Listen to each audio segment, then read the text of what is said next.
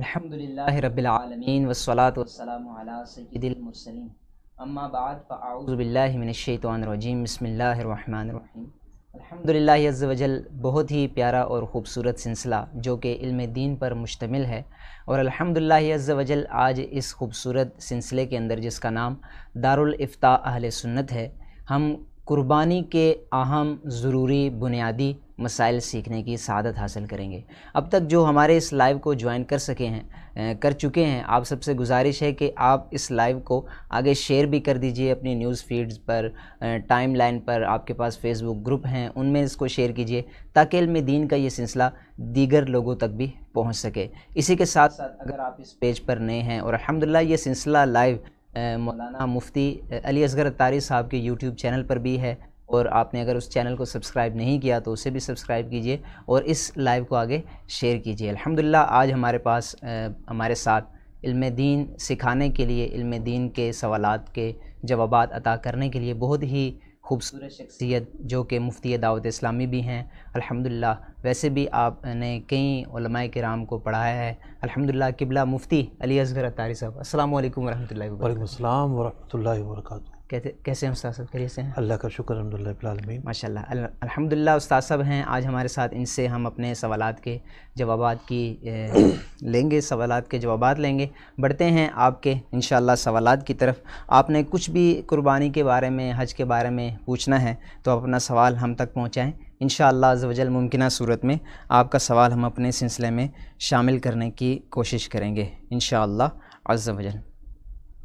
سب سے پہلے درود پاک کی فضیلت سنتے ہیں۔ حضور نبی پاک صلی اللہ تعالیٰ علیہ وآلہ وسلم نے ارشاد فرمایا، تم اپنی مجلسوں کو مجھ پر درود پاک پڑھ کر آراستہ کرو کہ تمہارا درود مجھ تک پہنچتا ہے۔ صلو علی الحبیب صلی اللہ تعالیٰ علی محمد وعلی آلہ وصحبہ وبارک وسلم علیہ۔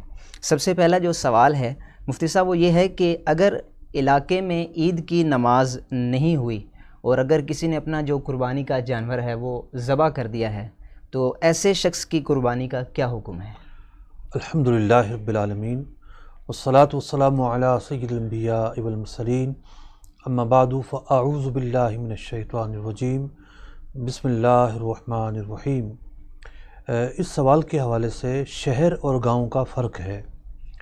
گاؤں والوں پر عید کی نماز واجب نہیں ہوتی، تو وہ لوگ تو فجر کی نماز کے بعد قربانی کریں گے، جبکہ شہر میں یہ ضروری ہے کہ عید کی نماز ہو جائے۔ ایک مسجد میں بھی اگر عید کی نماز ہو جاتی ہے تو شہر کے جو بقیہ لوگ ہیں وہ اپنی قربانیاں کر سکتے ہیں، لیکن اگر عید کی نماز کہیں بھی ادا نہیں ہوئی اور کسی نے قربانی کر دی تو جانور تو وہ حلال ہو جائے گا، اس کا گوشت تو کھایا جائے گا، لیکن جو قربانی کا فریضہ ہے وہ ادا نہیں ہوگا۔ جی ماشاءاللہ۔ جی وہ سب ایک اور سوال ہے کہ اگر کسی نے جانور لیے ہیں اور جانور وہ ماشاءاللہ ہر سال قربان کرتا ہے، خیر یہ سوال بھی ہے اور من وجہ قربانی پر اعتراض بھی ہے، وہ یہ ہے کہ اگر کوئی شخص لاکھوں روپے کی قربانی کے جانور لیتا ہے تو کیا اس سے بہتر نہیں کہ وہ کسی غریب کی مدد کر دے؟ اس کے بارے میں آپ کیا فرماتے ہیں؟ دیکھیے ہر چیز جو ہے وہ اپنے وقت میں اچھی لگتی ہے۔ ماشاءاللہ ہم مسلمان ہیں اور مسلمان کا یہ فرض ہے کہ اللہ اور اس کے رسول نے جس طرح حکم دیا، جن اوقات میں حکم دیا، جن چیزوں کا حکم دیا، ان تمام تقاضوں کو پورا کرتے ہوئے عبادت کو بجا لائیں۔ قربانی کرنا اللہ رب العزت کی طرف سے ایک عائد کیا گیا فریضہ ہے، ایک عبادت ہے، ایک مقدس عمل ہے۔ بے شک۔ اب اس مقدس عمل کو ہم اطاعت کے آئینے میں دیکھیں گے، بے شک۔ اس مقدس عمل کو ہم اعتراضات اور عقل کے آئینے میں نہیں دیکھ سکتے۔ اب مثال کے طور پر فجر کی نماز پڑھی جاتی ہے، فجر کی نماز میں 2 رکعت فرض ہوتے ہیں، 2 رکعت سنتیں ہوتی ہیں۔ اب جو 2 رکعت فرض ہیں، کوئی شخص 2 رکعت نفل پڑھے تو اس میں بھی 2 رکعتیں ہیں، 4 سجدے فجر کے فرض میں بھی ہیں، 4 سجدے نفل کی 2 رکعتوں میں بھی ہیں، 2 رکوع یہاں بھی ہیں، 2 رکوع وہاں بھی ہیں۔ اب کوئی شخص یہ کہتا ہے کہ جناب میں تو فجر کے وقت میں فجر کے فرض نہیں پڑھوں گا بلکہ میں نفل پڑھوں گا، تو ہم کہیں گے کہ بھائی اپنی عقل کیوں استعمال کرتے ہو؟ جب آپ کو اس وقت کے اندر فجر کی نماز پڑھنے کا حکم دیا گیا ہے، اور حکم بھی ایسا کہ فجر کا وقت جب شروع ہو جائے تو اس پورے وقت کے اندر نفل نہیں پڑھ سکتے، یعنی اتنا اعلیٰ وقت ہے، اور خاص طور پر جو سنت فجر ہے اس کی اتنی اہمیت ہے کہ اس کے ساتھ کوئی نفل شامل نہ ہو، یہ بھی اللہ اور اس کے رسول کو پسند نہیں ہے۔ اس پورے وقت میں نفل پڑھنے کی ممانعت ہے۔ تو کہنے کا مقصد یہ ہے، کوئی شخص کہے میں تو فرض بھی نہیں پڑھتا، تو ہم سے یہی کہیں گے کہ عقل پر چیزوں کا دار و مدار نہیں ہے، اللہ اور اس کے رسول کا کیا حکم ہے اس پر دار و مدار ہے۔ اب نماز جمعہ کا وقت ہے، ہم اس وقت ظہر کیوں نہیں پڑھتے، جمعہ کیوں پڑھتے ہیں؟ اس لیے پڑھتے ہیں کہ جمعے کا حکم دیا گیا ہے۔ ظہر میں 4 تھی، جمعے کے 2 رکعتوں کا حکم دیا گیا تو ہم 2 پڑھتے ہیں۔ عقل کو یہاں کوئی عمل دخل نہیں ہے۔ تو بہت سارے اعمال وہ ہوتے ہیں، ان کا ایک وقت خاص ہے، ان اوقات میں وہی اعمال فائق ہیں، انہی اعمال کی اہمیت ہے، انہی اعمال کو ترجیح دی جائے گی۔ تو صدقہ خیرات کرنا کوئی منع تو نہیں ہے۔ یہ صدقہ خیرات کرنا، یہ جنریٹر، یہ یو پی ایس، یہ جناب موبائل اور یہ فلاں فلاں چیزیں آپ کو قربانی میں کیوں یاد آتی ہیں؟ اصل میں یہ ایک نفسیاتی فلسفہ ہے، ایک نفسیاتی کمزوری ہے۔ اور نفسیاتی کمزوری یہ ہے کہ جب کسی چیز کی ہائپ بنی ہو نا، تو ایک بندہ اس ہائپ میں گند ڈال کر اپنے آپ کو مشہور کرنا چاہتا ہے۔ بعض اوقات ان کا یہ وتیرہ ہوتا ہے کہ جناب مسلمانوں کی ایک ہائپ کریٹ ہے، جگہ جگہ پر قربانی کی جو ہے منڈیاں سجی ہوئی ہیں، مسلمان عبادت کا اہتمام کر رہے ہیں، اچھے سے اچھا جانور خریدیں اور اس عبادت کو اچھے طریقے سے بجا لائیں، اس کوشش میں لگے ہوئے ہیں۔ چلو مجھے کوئی اہمیت نہیں دے رہا، میں اس اہمیت کو ذرا اجاگر کرنے کے لیے کوئی منفی بات کروں۔ تو یہ ہوتا ہے عام طور پر بڑی راتوں کے حوالے سے، بڑے تہوار کے حوالے سے، ربیع الاول کے حوالے سے مشہور ہونے کے لیے لوگوں نے کچھ نہ کچھ اس میں ڈالنی ہوتی ہے باتیں۔ تو اصل میں ایک مسلمان تو اطاعت گزار ہوتا ہے، ایک مسلمان تو فرما بردار ہوتا ہے۔ اس مسلمان کی تو یہ ذمہ داری ہے کہ اللہ اور اس کے رسول کے احکامات کی روشنی میں عمل کرے شریعت پر۔ اب حج کا موسم ہے، حجاج کرام مکہ مکرمہ میں پہنچے ہوئے ہیں۔ عرفات کا میدان 9 تاریخ کے علاوہ، یعنی 9 تاریخ کا دن ظہر کے بعد اور رات، اس کے علاوہ اس میدان کا کوئی مصرف نہیں ہے۔ اب کوئی شخص کہے نہیں 9 تاریخ کو تو اب جولائی میں آج ہو رہا ہے، میں تو ذرا ٹھنڈے موسم میں کروں گا، ٹھیک ہے، کیسے ہو سکتا ہے جناب؟ جس چیز کا جو وقت خاص کیا گیا ہے، جس عمل کو جہاں جگہ دی گئی ہے، جس عمل کی جہاں فضیلت بیان کی گئی ہے، یہاں عقل کو عمل دخل نہیں ہے، یہاں اطاعت کو عمل دخل ہے، یہاں سر تسلیم خم کرتے ہوئے اس عبادت کو بجا لانا ہم سب کی ذمہ داری ہے۔ جی ماشاءاللہ، زبردست، ماشاءاللہ، کیا زبردست جواب ہے۔ یقیناً جو اس لوگ پر جو اس بات پر اعتراض کرتے ہیں ان کو خوبصورت جواب مل چکا ہے۔ ایک سوال یہ بھی آیا ہے مصعب کہ عیب دار جانور کی قربانی کرنا کیسا، اور یہ بھی بتا دیجئے تھوڑا سا کہ کتنا عیب ہو تو جانور کی قربانی نہیں ہوگی؟ اصل میں عیب اگر زیادہ ہے تو اس کی قربانی نہیں ہوتی، عیب اگر کم ہے تو اس کی قربانی ہو جاتی ہے۔ لیکن علماء نے یہ لکھا ہے کہ بہتر ہے وہ کم عیب بھی نہ ہو۔ مثال کے طور پر ایک جانور جو ہے اس کے کان کٹے ہوئے ہیں، تہائی سے کم کٹے ہوئے ہیں، دم کٹی ہوئی ہے، تہائی سے کم کٹی ہوئی ہے، تو یہ جو عیب ہے یہ کم عیب ہے۔ تہائی یا اس سے زیادہ کٹی ہوتی ہے تو قربانی اس کی نہیں ہوتی۔ تو اسی طریقے سے متعدد اقسام بیان کی گئی ہیں عیب کی، اور یہ ساری باتیں جو ہے وہ کتب و رسائل میں لکھی ہوئی ہیں، بہار شریعت کے 15ویں حصے میں بڑی تفصیل کے ساتھ لکھی ہوئی ہیں۔ تو عیب اگر فاحش ہے، عیب زیادہ ہے تو اس کی قربانی ادا نہیں ہوتی، کیونکہ فلسفہ یہ ہے کہ اللہ رب العزت کی بارگاہ میں ہم نے ایک عمل کرنا ہے۔ قربانی ایک مالی عبادت ہے، تو اس مالی عبادت کا تقاضا یہ ہے کہ جانور بہتر انداز کا خریدا جائے، بہتر طریقے کا خریدا جائے، جو عیوب سے خالی ہو۔ اللہ کی بارگاہ میں جو عمل کرنا ہے، جو جانور قربان کرنا ہے، اس میں عیب نہیں ہونا چاہیے۔ تو اس بنیاد پر اگر عیب زیادہ ہوتا ہے تو پھر قربانی ادا نہیں ہوتی۔ صحیح، ماشاءاللہ۔ ایک سوال یہ بھی آیا ہے کہ قربانی کے جانور سے نفع اٹھانا کیسا؟ مثال کے طور پہ اگر کوئی گائے وغیرہ ہے، کوئی گائے کی قربانی کرتا ہے اور اس کا دودھ دھو لیا، یا اور اسی طرح کوئی ایسا اونٹ وغیرہ ہے تو اس پر اپنے بچوں کو سوار کر کے سواری شروع کر دی۔ دیکھیے جب آپ کوئی جانور قربانی کے لیے لے لیتے ہیں تو اب وہ آپ کا نہیں رہتا ایک طرح سے۔ اب یہ جو قربانی کے لیے جانور متعین ہو گیا ہے تو اس سے جو فائدہ ہے وہ نہیں اٹھایا جا سکتا۔ جی صحیح، ماشاءاللہ۔ ایک سوال یہ بھی آیا ہے کہ مفتی صاحب مار خور ہرن اور شتر مرغ کی قربانی کرنا کیسا؟ دیکھیے بعض لوگوں کو شوق ہوتا ہے کچھ نیا کرنے کا، بھائی نیا کرنا شریعت کی تعلیمات کے تابع ہونا ضروری ہے۔ صحیح، یہ نیا کرنا آپ کوئی بطور عادت کے تو نہیں کر رہے نا، بطور عبادت کے کر رہے ہیں۔ بطور عادت کے اگر کوئی جائز کام آپ نیا کرتے ہیں تو کوئی ممانعت نہیں ہوتی، لیکن بات جہاں عبادت کی آ جاتی ہے تو عبادت کے جو تقاضے جو شرائط ہیں انہیں سامنے رکھتے ہوئے ہی عبادت کی جائے گی۔ اب جو مارخور ہے، ہرن ہیں، یہ پالتو جانور نہیں ہیں، یہ جانور حلال ہیں، تو اس کے اندر جو اس طرح کے جنگلی جانور ہیں ان کی قربانی نہیں ہوتی۔ پچھلے دنوں یہ بھی خبر آئی ہوئی تھی کہ جناب وہ ایک بیل ہوتا ہے، برفانی بیل، وہ لے کر آئے ہیں لوگ، تو جو جانور ایسا ہے جو پالتو جانور نہیں کہلاتا اس کی قربانی نہیں ہوگی، لہٰذا مارخور کی قربانی نہیں ہوگی، ہرن کی قربانی نہیں ہوگی۔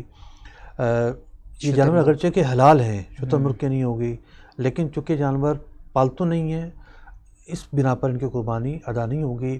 اونٹ ہے، گائیں ہیں، دمبا ہے، بکری ہے، بکرا ہے، تو ان جانوروں کی قربانی ہوتی ہے۔ ماشاءاللہ۔ ایک سوال یہ بھی ہے کہ کیا عورت قربانی کا جو جانور ہے اسے ذبح کر سکتی ہے؟ اس کے حوالے سے کیا؟ دیکھیے، عورت کے ذبح کرنے پر کوئی پابندی نہیں ہے۔ صحیح۔ عورت اگر ذبح کرنے پر قادر ہے اور وہ چھری چل جائے گی اس کے ہاتھ سے، رگیں جو جتنی کاٹنی ہوتی ہیں اتنی رگیں کٹ جائیں گی، تو یہ عورت بھی قربانی کر سکتی ہے۔ صحیح، ماشاءاللہ۔ ایک سوال یہ بھی ہے کہ اگر کسی پر قربانی واجب تھی لیکن اس نے نہیں کی اور وہ شخص دنیا سے چلا گیا ہے، تو اب کیا اس کے جو ورثہ ہیں، بیٹا وغیرہ ہیں، تو اس کی طرف سے وہ قربانی کر سکتے ہیں؟ دیکھیے، بات یہ ہے کہ جب آنکھ بند ہوتی ہے تو نامہ اعمال کا دفتر بند ہو جاتا ہے، بے شک، وہ رجسٹر بند ہو جاتا ہے۔ صحیح۔ اب جو فرائض، جو واجبات اس کے ذمہ رہ گئے وہ رہ گئے، اسے اللہ کی بارگاہ میں جواب دہ ہونا پڑے گا۔ ایک صورت اس کی یہ ہوتی ہے کہ ایک شخص اپنے اوپر جو مالی واجبات ہیں ان کی وصیت کر جائے، مثال کے طور پر زکوٰۃ کی ادائیگی تھی، حج ادا کرنا تھا، کچھ کفارے تھے، ان کی وصیت کر جائے۔ اگر وصیت کر جاتا ہے تو پھر تو ورثہ پر ضروری ہوتا ہے کہ وہ تہائی مال کے اندر رہتے ہوئے، یعنی ضروری تو یہ ہے کہ تہائی مال کے اندر رہتے ہوئے، اور اگر اس کے بعد بھی وہ کرتے ہیں تب بھی ادائیگی ممکن ہے۔ تو وصیت اگر کوئی کر نہیں گیا تو ورثہ پر لازم نہیں ہے کہ اس کی طرف سے قربانی کریں، اور ویسے بھی قربانی جب فوت ہو جائے تو پھر اس کی جگہ قربانی نہیں کرنی ہوتی، بلکہ اس کی جگہ متوسط جو جانور ہے، مثال کے طور پر پچھلے سال کسی نے قربانی نہیں کی اور ایام نہر گزر گئے، تو اب وہ جو متوسط جانور کی قیمت ہے، جیسے ایک بکری کی قیمت لے لیتے ہیں ہم، متوسط معتدل جانور، تو اس کی جو قیمت ہے وہ صدقہ کرے گا اللہ کے بارگاہ میں۔ تو یوں ایصال ثواب کیا جا سکتا ہے کہ مرنے والے کی طرف سے آپ ایصال ثواب کے طور پر، نفلی قربانی کے طور پر حصہ ڈالیں اور ان کے لیے قربانی کرتے رہیں۔ یہ بھی ضروری ہے کہ بعض لوگ کیا کرتے ہیں کہ ان پر خود قربانی واجب ہوتی ہے، صحیح، خود نے قربانی کرنی ہے لیکن نہیں کریں گے، جی ہم والد صاحب کی طرف سے کر رہے ہیں۔ والد صاحب کی طرف سے کرنا ایک نفلی عمل ہے، نفلی عمل تو آپ کر رہے ہیں لیکن جو آپ کے اوپر واجب ہے وہ آپ چھوڑ رہے ہیں، تو یہ جو ڈفرینس ہے یہ نہیں ہونا چاہیے، بلکہ بیلنس سے کام لینا ضروری ہے۔ اگر آپ کے پاس استطاعت ہے تو آپ اپنی طرف سے بھی کریں، مرحوم والدین کی طرف سے بھی کریں۔ استطاعت نہیں ہے تو جو آپ کے اوپر فریضہ ہے آپ اس کی ادائیگی میں کوتاہی نہیں کر سکتے۔ صحیح، ماشاءاللہ۔ اچھا مفتی صاحب، قربانی کے بارے میں یہ بھی آتا ہے کہ اچھے سے اچھا جانور اللہ کی راہ میں قربان کیا جائے، اور بعض اوقات یہ بھی ہوتا ہے کہ لوگ تول کے جانور جو ہے وہ بیچتے ہیں، اور کچھ اس طرح کا بھی آتا ہے کہ کچھ لوگوں کو شوق ہوتا ہے چلو بھئی ہم وزن کے حساب سے جانور خرید لیں، تو اس کے بارے میں شریعت کا کیا حکم ہے کہ وزن کے حساب سے قربانی کا جانور خریدنا کیسا؟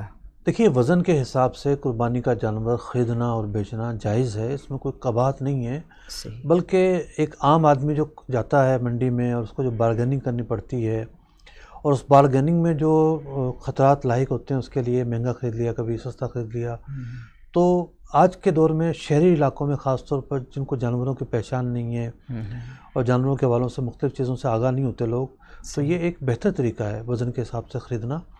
اس سے یہ ہوتا ہے کہ بندہ، اس کو اندازہ ہوتا ہے کہ جانور بارگیننگ میں مجھے نہیں کرنی اور مجھے اتنے کا جانور پڑ جائے گا۔ جی ماشاءاللہ۔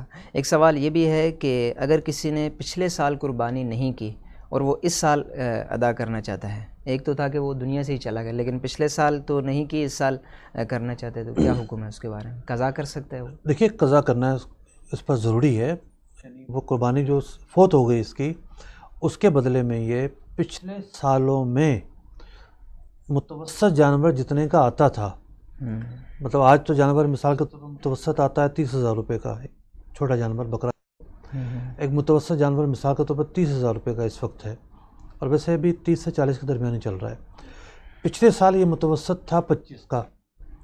تو جس سال کی قربانی فوت ہوئی ہے اس سال کی قیمت کو سامنے رکھتے ہوئے یہ اللہ کی راہ میں صدقہ واجبہ کے طور پر جو بھی صدقہ واجبہ کا مصرف ہوتا ہے کہ مستحق زکوٰۃ کو دیا جائے، یہ اس طریقہ کار کو اپنا کر اس قربانی کے فریضے سے جو فوت ہو چکا تھا یہ بری ذمہ ہوگا. صحیح، ماشاءاللہ. مصعب، بہت سارے اسلامی بھائی سوالات کو دیکھ رہے ہیں، سوالات بھیج بھی رہے ہیں اور ماشاءاللہ ہمارے اس لائیو کو جوائن کیے ہوئے ہیں. آپ سب سے میں گزارش کروں گا کہ آپ ہمارے اس لائیو کو زیادہ سے زیادہ شیئر کیجیے. آپ کا ایک شیئر ہو سکتا ہے کہ کسی دوسرے کے علم دین کے سیکھنے کا سبب بن جائے. تو چھوٹی سی بات ہے، آپ اس کو شیئر بھی کیجیے، اپنے گروپس میں بھی اس کو وائرل کیجیے تاکہ علم دین کا سلسلہ دیگر لوگوں پر بھی دیگر لوگوں تک بھی پہنچے. ایک سوال اور شامل کرتے ہیں. کسی نے سوال بھیجا ہے، مفتی صاحب اگر کوئی شخص کسی کو یہ قربانی سے متعلق تو نہیں ہے لیکن یہ یوں ہے کہ اگر کوئی کسی کو تنگ کر رہا ہے اور سامنے والا اس کو غصے میں آ کے کہہ رہا ہے کہ جاؤ مر جاؤ، تو اب اس کا ایسا کہنا ہے کیسا؟ دیکھیے، مسلمان کے لیے کسی بھی طرح ضرر پہنچانے کی نیت رکھنا یہ جائز نہیں ہے. تو بد دعا میں اصل میں یہ ہوتا ہے کہ ضرر کی نیت ہوتی ہے کہ سامنے والے کو تکلیف پہنچے، یا پھر یہ ہوتا ہے کہ گالی کے طور پر ایک کلمہ کہا جاتا ہے. صحیح. تو ضرر پہنچانے کی نیت ہو یا گالی کی نیت ہو، دونوں ہی باتیں ایسی ہیں جو ممنوع ہیں. صحیح، ماشاءاللہ. ایک سوال یہ ہے کہ اجتماعی قربانی میں حصے دار عموماً ہوتے ہیں، تو کسی حصے دار کا انتقال ہو گیا، اب کیا حکم ہے ایسے قربانی کا؟ دیکھیے، حصے دار کا انتقال ہونے کا مطلب یہ ہے کہ جانور میں اس کا ایک شیئر تھا، مثال کے طور پر ایک حصہ اس کا تھا. صحیح. اب اس کا جو شیئر ہے وہ چلا گیا ورثہ کو. صحیح. اب ورثہ تو ہو سکتا ہے 15 ہوں، تو 15 افراد اس کے مالک ہوں گے ایک حصے کے. اب 15 افراد کی طرف سے تو قربانی نہیں ہو سکتی. صحیح. قربانی کے لیے ضروری ہے کم از کم ایک حصے کا مالک ہو ایک بندہ. صحیح. یہ ضروری ہے. تو اب دو طریقے ہیں، یا تو ورثہ پیسے واپس لے لیں، مثال کے طور پر ان پر قربانی واجب نہیں ہے، وہ پیسے واپس لے لیتے ہیں. صحیح. یہ بھی ٹھیک ہے. یا پھر یہ ہے کہ وہ جو زندہ افراد ہیں ان میں سے کسی ایک کی نیت کر لیتے ہیں کہ بھئی یہ جو زندہ افراد ہیں ان میں سے فلاں شخص کی قربانی اب پر ہمارا اتفاق ہو رہا ہے اور اس کی طرف سے ہم باہم رضامندی سے قربانی کریں گے. یہ اس وقت ہے کہ کوئی نابالغ نہ ہو ورثہ میں. اگر کوئی نابالغ ہے تو اس کے ساتھ وہ کر لیں، اس کا جو حصہ بنتا ہے اس قربانی کے حصے میں اس کی رقم ادا کر دیں اس کو. صحیح. یا پھر یہ بھی کر سکتے ہیں کہ جو مرنے والا دنیا سے چلا گیا ہے اس کے اصالِ ثواب کے لیے اب ہم یہ حصہ مقرر کر رہے ہیں، تو یوں اس کی طرف سے اصالِ ثواب کے طور پر بھی ہو سکتا ہے. تو یوں 2-3 صورتیں اس مسئلے کی بنتی ہیں. صحیح، ماشاءاللہ. اچھا مصعب، بعض جانور بہت ہیوی ہوتے ہیں، یعنی بہت زبردست تگڑے قسم کے لوگ لے کے آتے ہیں ماشاءاللہ، اور بعض کو یہ ہوتا ہے اب وہ گرا تو رہے ہیں اس کو ذبح کرنے کے لیے، اب گراتے گراتے یہ ہوا کہ اس نے چھڑایا اور وہ وہاں سے بھاگ گیا. اب پھر وہ تھوڑا گھبرا بھی گئے، اس کو گھبراہٹ میں اس کو پکڑا اور پھر دوبارہ لایا اور گرایا. ایسے میں کیا ہوا کہ اللہ اکبر کہنا بھول گئے. تو اس کا کیا حکم ہے کہ جب ذبح کرتے ہوئے تکبیر کہنا اس کو بھول جائے اور ایسی کیفیت ہو، تو اس بارے میں آپ کیا فرماتے ہیں؟ دیکھیے، اگر بھول کر تکبیر چھوڑ دی کسی نے تو جانور حلال ہوگا. صحیح. اگر جان بوجھ کر تکبیر چھوڑ دی جاتی ہے تو ایسی صورت میں جانور حلال نہیں رہتا. صحیح. بھول جو ہے وہ معاف ہے. صحیح. اسی طرح ایک سوال یہ بھی ہے کہ جانور خریدنے کے بعد سینگ جو ہے وہ ہاتھ میں آ گیا، کوئی ایسا اسلامی لوگ ہوتے ہیں لینے کے لیے جاتے ہیں، کوئی ایسا شخص چلا گیا خریدنے کے لیے، تو اب وہ اس کو بیچارے کو تجربہ نہیں تھا تو وہ گھر پہ لے کر آیا تو دیکھا کہ اس کا سینگ ہی ٹوٹا ہوا ہے. تو اب اس جانور کی قربانی کے بارے میں کیا فرماتے ہیں؟ ہو جائے گی ایسے شخص؟ یعنی وہ جعلی سینگ تھے، آپ یوں کہنا چاہ رہے ہیں؟ جی جی.